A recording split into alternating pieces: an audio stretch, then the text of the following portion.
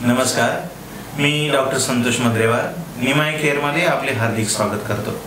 आजचा आपला चर्चेचा विषय आहे आला उन्हाळा तब्येत सांभाळा। उन्हाळ्यापासून वाचण्यासाठी 5 उपाय या विषयावरती आज आपण चर्चा करणार आहोत।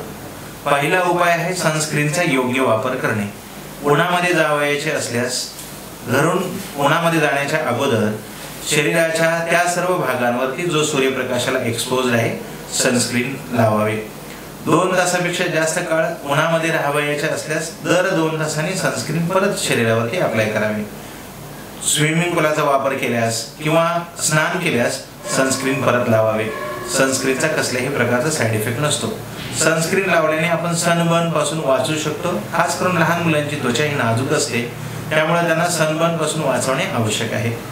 दुसरा उपाय, जर शक्य असेल तर सकाळी 10 ते दुपारी 4 या दरम्यान म्हणजे उन्हाळ्यामध्ये सर्वात जास्त तापमानाचा हा काळ असतो, या काळामध्ये बाहेर जाणे टाळावे। घरामध्ये खास करून लहान मुलांना घरामध्येच ठेवावे, घराच्या बाहेर जाणेच टाळावे। तिसरा उपाय, बाहेर जाणे असल्यास योग्य कपड्यांची निवड करावी, जसे की पांढरे सुती सैल कपडे जे सर्व अंगाला कव्हर करतील अशा कपड्यांचा उपयोग करावा। सैल कपडे असल्याने शरीर घाम येऊन हीट जे आपल्या शरीरामध्ये जे उष्णता निर्माण होते त्यापासून शरीराचं स्वतः संरक्षण करतात। डोळ्यांना वाचवण्यासाठी सन गॉगल्सचा उपयोग करावा। डोक्यावरती टोपी घालावी, खास करून गोल टोपी, ज्याच्याने आपल्या शरीरावरती मानेवरती सावली पडेल। चौथा उपाय, भरपूर पाणी प्यावे। जेव्हा आपण बाहेर असतो तेव्हा भरपूर पाणी आणि द्रव्य पदार्थ ज्याप्रमाणे शरबत, नारळ पाणी, ज्यूस इत्यादींचं सेवन करावे। थंड पेय म्हणजे सॉफ्ट ड्रिंक्स हे थंड नसतात, त्यामुळे त्यांचं सेवन टाळावे।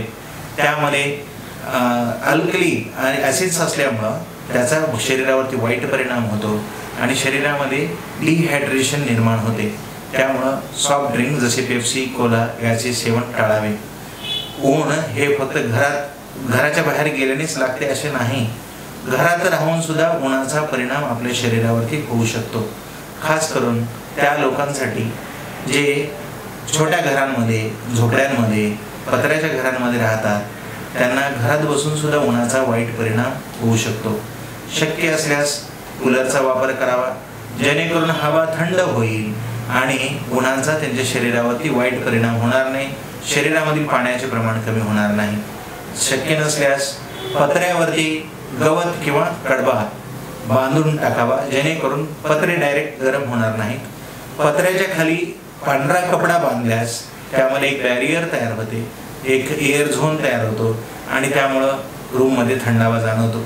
जेवढ्या खिडक्या असतील, दरवाजे असतील, खिडक्या आणि दरवाजांना काथा बांधून पाण्याचा मारा करावा, जेणेकरून जेव्हा हवा घरामध्ये येईल तेव्हा ती हवा गरम न राहता ती हवा थंड होऊन येईल।